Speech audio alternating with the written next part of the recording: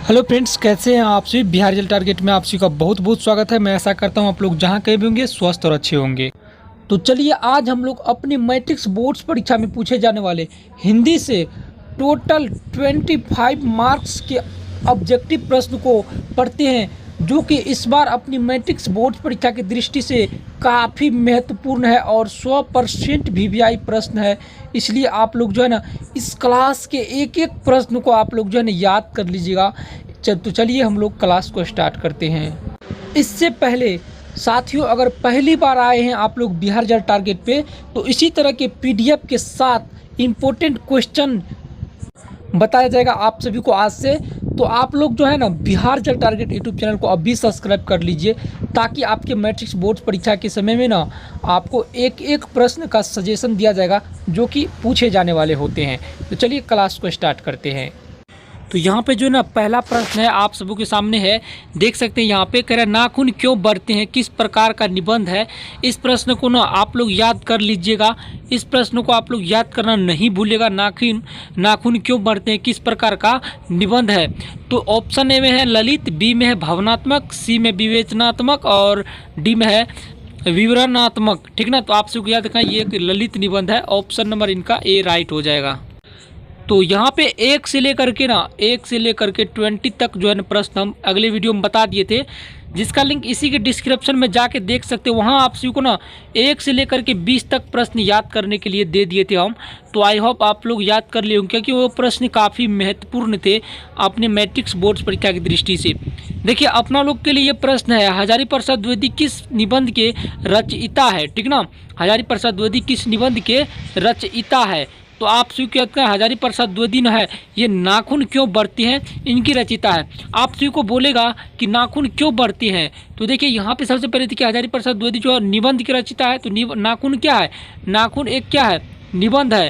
तो निबंध है, नाखून एक निबंध है।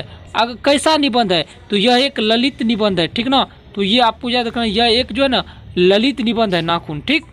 तो ये प्रश्न आप सभी को याद रखना है, नाखून क्यों बढ़ते हैं, इसकी रचयिता कौन है। तो आप सभी को याद रखना ये हजारी प्रसाद द्विवेदी है। और हजारी प्रसाद द्विवेदी किस निबंध की रचयिता है, तो आप सभी को याद रखना नाखून क्यों बढ़ते हैं। ठीक, क्लियर है, आप लोग याद कर लीजिएगा, बार बार पूछे जाते हैं ये प्रश्न। ठीक, देखिए यहाँ पे एक प्रश्न आता है आप सभी के सामने, अल्पग पिता कैसा जीव होता है। ठीक, तो ऑप्शन ए में है दायनीय जीव, बी में है बहादुर जीव, सी में अल्पभाषी जीव और डी में है मृदुभाषी जीव। ठीक, तो यहाँ पे ना इसका राइट आंसर हो जाएगा आप सभी के सामने ए।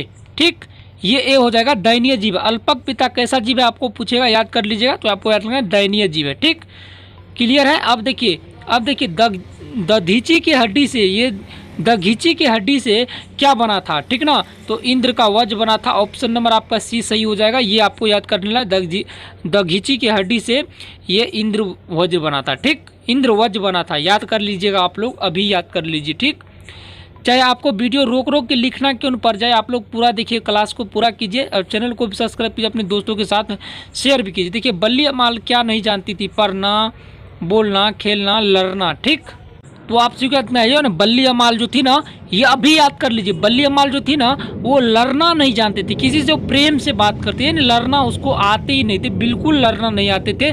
ये बल्ली अमाल क्या नहीं जानती थी, आपको याद करना, लड़ना नहीं जानती थी। ठीक, अब देखिए आता है पहले दिन पपियाती को था, पहले दिन पपियाती को क्या था। तो यहाँ पे देखिए ऑप्शन ए में सिर दर्द है और बी में जुकाम है, सी में बुखार है। तो आपको याद रखना है पहले दिन ना पपियाती को बुखार थी। ठीक ना, याद रखना है। ठीक, अब देखिए धरती कब तक घूमेगी का हानिकारक कौन है। तो यहाँ देखिए ऑप्शन ए में 7 कोड़ी, बी में ईश्वर पटलीकर, सी में श्रीनिवास, तो डी में सावरदिया। तो ये आपका डी नंबर का सही हो जाएगा। धरती कब तक घूमेगी जो है ना कहानीकार सावरदिया है। ठीक ना, ऑप्शन नंबर डी इनका राइट हो जाएगा। और जो कि जितना प्रश्न बता रहे हैं, इन सभी प्रश्नों को आप लोग याद कर लीजिए अभी।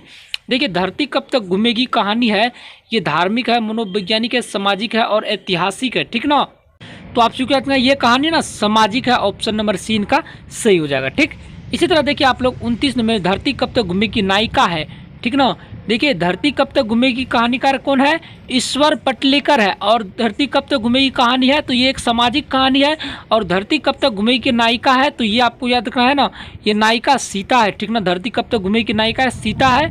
और सीता की बेटी ने सीता को कितने रुपए देने की वादा किए थे, तो यहाँ पे 50 रुपये जो है ना यहाँ पे देने का वादा किए थे, ये भी आपको याद रखना है, ठीक ना। धरती कब तक घूमेगी नायिका कौन है, तो सीता है, ठीक। देखिए अब आते हैं आपका जो है ना 30 नंबर का प्रश्न, सावरदैया धरती कब तक घूमेगी का विषय वर्णन, ठीक। सावरदैया कहानी धरती कब तक घूमेगी का विषय का वर्णन विषय क्या है, उड़िया समाज, राजस्थानी समाज, तमिल समाज, गुजराती समाज, ठीक।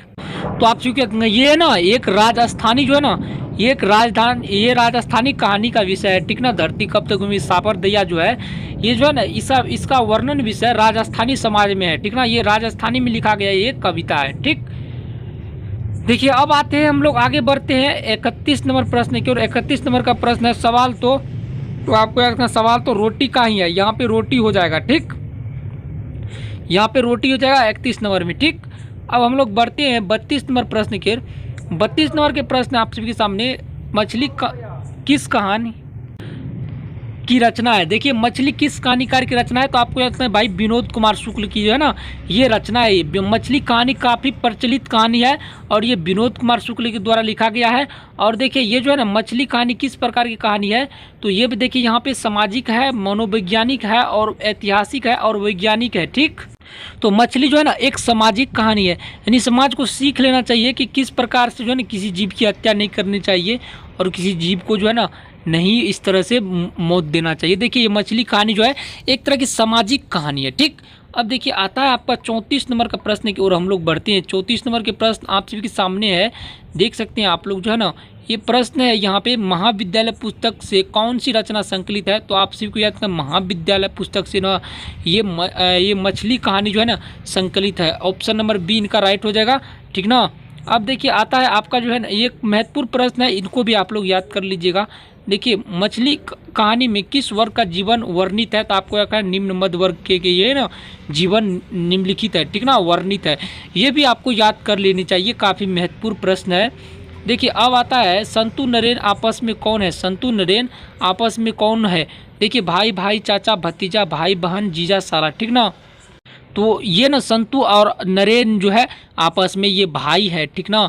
ये ए नंबर राइट हो जाएगा। और याद कर लेना संतु और नरेन आपस में कौन थे, तो ये भाई थे। देखिए अब आता है आपका जो है ना नौबत खाने में इबादत पाठ के लेखक कौन है, तो आप स्वीकार करते हैं नौबत खाने में इबादत पाठ के लेखक यतीन्द्र मिश्र है, ठीक ना, मिश्र है। ऑप्शन नंबर आपका ये बी राइट हो जाएगा, ठीक। अब हम लोग बढ़ते हैं 38 नंबर प्रश्न की ओर। 38 नंबर के प्रश्न देख लिए, बिस्मिल्लाह खां का असली नाम क्या था, काफ़ी महत्वपूर्ण प्रश्न है। बिस्मिल्लाह खां का असली नाम क्या था, यहाँ पे देखिए यहाँ पे है शमसुद्दीन और देखिए सादिक हुसैन और यहाँ पे देखिए पीरबख्श, ठीक ना, पीरबख्श और यहाँ पे है अमीरुद्दीन, तो ये अमरुद्दीन हो जाएगा राइट यहाँ पे डी नंबर का, ठीक ना। नहीं पीरबख्श होगा और नहीं सादिक हुसैन होगा और नहीं यहाँ पे शमसुद्दीन होगा, ठीक ना, शमसुद्दीन होगा, ठीक। अब देखिए बिस्मिल्लाह खां का जन्म कहाँ हुआ था, ठीक ना, बिस्मिल्लाह खां का जन्म कहाँ हुआ था, ये देखिए काफ़ी महत्वपूर्ण प्रश्न है आप सभी के लिए। बिस्मिल्लाह खां का जन्म कहाँ हुआ था, यहाँ पे काफ़ी महत्वपूर्ण प्रश्न है, इसको आप लोग याद जरूर कर लीजिएगा। देखिए काशी में, दिल्ली में, डुमराव में, पटना में, ठीक ना। तो आप सभी कहते हैं बिस्मिल्लाह खां का जन्म जो है ना ये जो है ना डुमराव में हुआ था, ठीक। तो आप लोग जो है ना इस प्रश्न को याद कर लीजिएगा अभी के अभी, ठीक। और वीडियो कैसा लग रहा है आप सभी को, क्वेश्चन कैसा है आप लोग जरूर कमेंट करके बताइए। देखिए भरपेट में कौन सा समास है, तो भरपेट में डायरेक्ट है अब ये भी बहुत समास, ये कोई शक की बात नहीं, ऑप्शन नंबर इनका सही हो जाएगा, ठीक ना। इसी तरह अगर आप लोग जो है ना अच्छी तरह से तैयारी करना चाहते हैं तो बिहार रिजल्ट टारगेट को अविलंब सब्सक्राइब कर लीजिए, और ताकि आपको जो है ना भविष्य और फ्यूचर में, देखिए फ्यूचर में आने वाले आपको जो है ना प्रत्येक क्वेश्चन का सॉल्यूशन मिल सके, और आपको न्यूज़ भी चैनल पे मिलता है। देखिए पाकिट मार में कौन सा समास है, अब ये भी बहुत तत्पुरुष, कर्मधारय और बहुव्रीहि, ठीक ना। तो पॉकेट मार कौन होता है, पॉकेट मारने वाला, यानी विशेषता ये है तत्पुरुष समास हो जाएगा। तो इसी तरह आप सभी को जो है ना आज जो है ना 20 प्रश्न बता दिए जो कि आपके मैट्रिक्स बोर्ड्स परीक्षा की दृष्टि काफ़ी महत्वपूर्ण है। और साथ ही अगर वीडियो अच्छा लगे तो कमेंट करना नहीं भूलिएगा, और टेलीग्राम का लिंक डिस्क्रिप्शन में वहाँ जाके जरूर देख लीजिए, एक बार चैनल पे जाके देख लीजिए। मैट्रिक परीक्षा से रिलेटेड पल पल की अपडेट आपको मिलता है, तो इसलिए आप लोग बिहार रिजल्ट टारगेट को सब्सक्राइब कर लिए। थैंक्स।